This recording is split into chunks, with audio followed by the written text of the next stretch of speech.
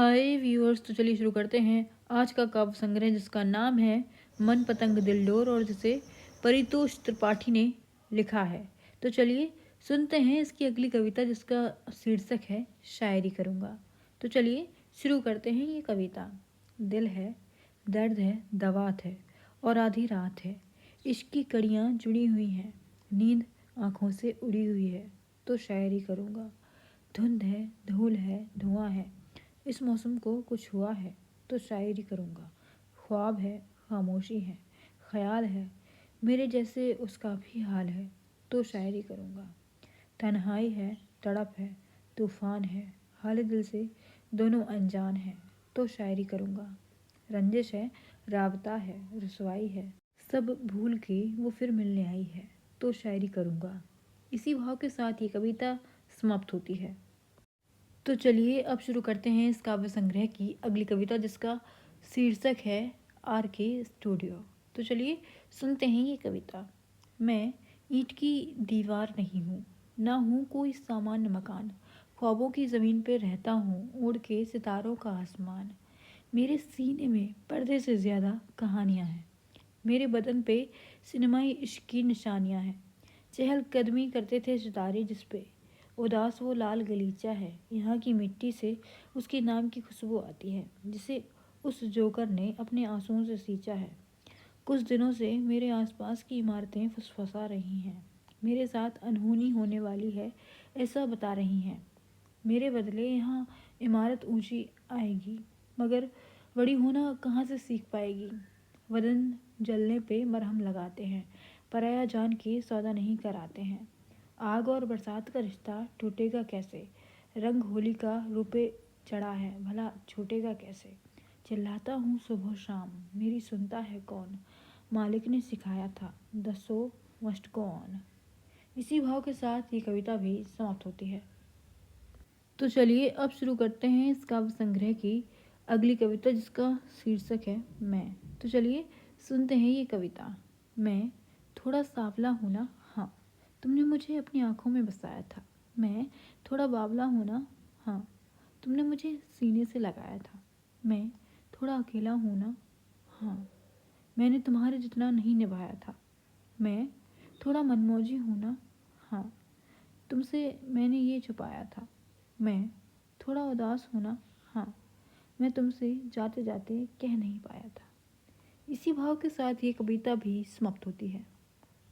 तो चलिए अब शुरू करते हैं इस काव्य संग्रह की अगली कविता जो बच्चों के लिए ही समर्पित है। तो चलिए शुरू करते हैं ये कविता जिसका शीर्षक है बच्चे।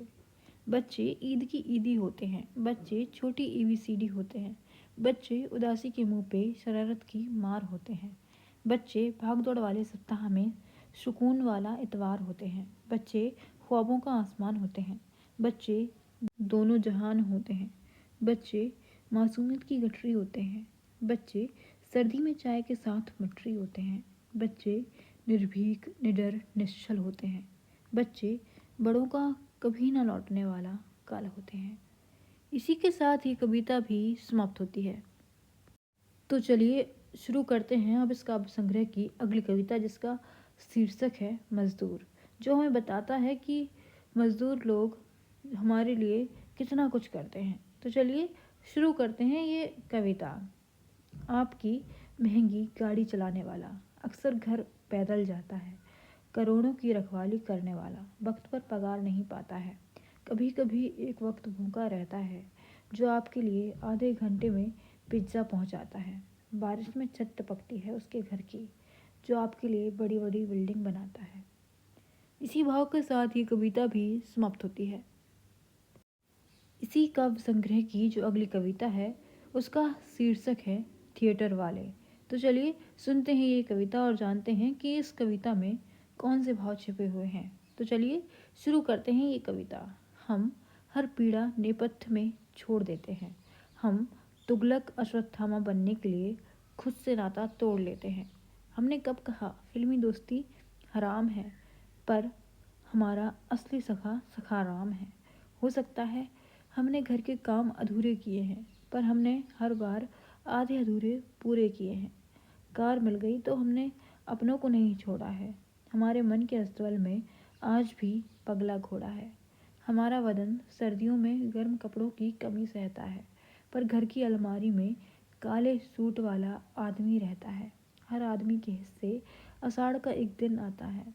देखना है विलोम करता है या कालिदास बनाता है। इसी भाव के साथ ये कविता भी समाप्त होती है। तो चलिए शुरू करते हैं इसकी एक और दिलचस्प कविता, जिसका शीर्षक है वैसे जैसे, जो हमें बताती है कि हमें मोहब्बत वैसे ही करनी चाहिए जैसे हमें करनी आती है। तो चलिए शुरू करते हैं ये कविता। तुम मुझे वैसे अपना बना लो जैसे मेरे शब्दों को तुम्हारी ज़ुबान बनाती है। तुम मुझसे वैसे मिलने आओ जैसे सेट मैक्स पे सूर्यवंशम आती है। तुम मुझे वैसे सुलाओ जैसे कोई गोद में सर रखकर बालों को सहलाती है। तुम वैसे मेरा हाथ थाम लो जैसे बच्चे का हाथ पकड़कर कोई लिखना सिखाती है। तुम मेरा वैसे ख्याल रखो जैसे सोते में कोई चद्दर उड़ा जाती है। तुम मुझ पर वैसे गुस्सा करो जैसे कोई डांट कर खुद आंसू बहाती है।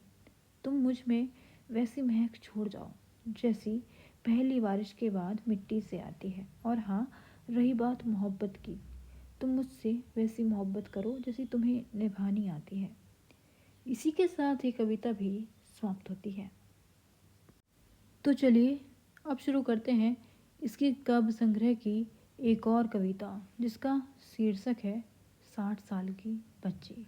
तो चलिए सुनते हैं ये कविता। 60 साल की डरी सहमी बच्ची है वो, रिश्ते बचाने की खातिर भले झूठी पर दिल की सच्ची है वो। खुद एमए पढ़ी है, 10वीं पास, नानी से सलाह करती है। चोट मेरे पाँव में लगे तो वो आह करती है। गुस्से में रहती है पर जताती नहीं। हिंदुस्तानी है, पापा से पहले खाती नहीं। याद है तेरा पल्लू को फाड़ कर पट्टी बनाना। याद है परीक्षा से पहले दही चीनी खिलाना। याद है तेरी चूड़ियों का मेरी पीठ पर टूटना। नादानी में उल्टा मेरा तुझसे रूठना। उसी ने पैदा किया है और हम समझते हैं अकल की कच्ची है वो। 60 साल की डरी सहमी बच्ची है वो। इसी भाव के साथ ये कविता भी समाप्त होती है। इसी काव्य संग्रह की जो अगली कविता है अब उसे सुनते हैं, जिसका शीर्षक है ओ मेरे तुम। तो चलिए सुनते हैं ये कविता। ओ मेरे तुम, कोई खबर थी जो देनी थी और तुम बेखबर हो गए। पल पल पूछता है दिल मेरा हाल तुम्हारा। अरे हमारा ना पूछो, हम तो बेसब्र हो गए। ओ मेरे तुम, कोई खबर थी जो देनी थी और तुम बेखबर हो गए। ओ मेरे तुम, वक्त से वक्त चुरा लो, एक बार सीने पे सुला लो, फिर ना कहना हम कब्र हो गए। ओ मेरे तुम। इसी भाव के साथ ये कविता भी समाप्त होती है। तो चलिए अब शुरू करते हैं इस काव्य संग्रह की एक और प्यारी सी कविता, जिसका शीर्षक है तुम याद करना। तो चलिए सुनते हैं ये कविता। सबको आजमाने के बाद करना, तकलीफ हो तो ज़रूर याद करना। अनजान शहर में अपनापन दिखाऊंगा, तेरे आंसू लतीफ़ों से हटाऊंगा। कोई एक साथ हो तो दुख घट जाता है, जैसे बिजली के आने से डर हट जाता है। ठहरे पानी में रवानी बन के आऊँगा, उजड़े स्क्रीन प्ले में कहानी बन के आऊँगा। तोड़ देंगे मिलके मुसीबत का चक्रव्यूह, तुम बस संगनाद करना। सबको आजमाने के बाद तकलीफ हो तो ज़रूर याद करना। इसी के साथ ही कविता भी समाप्त होती है। Thank you for watching.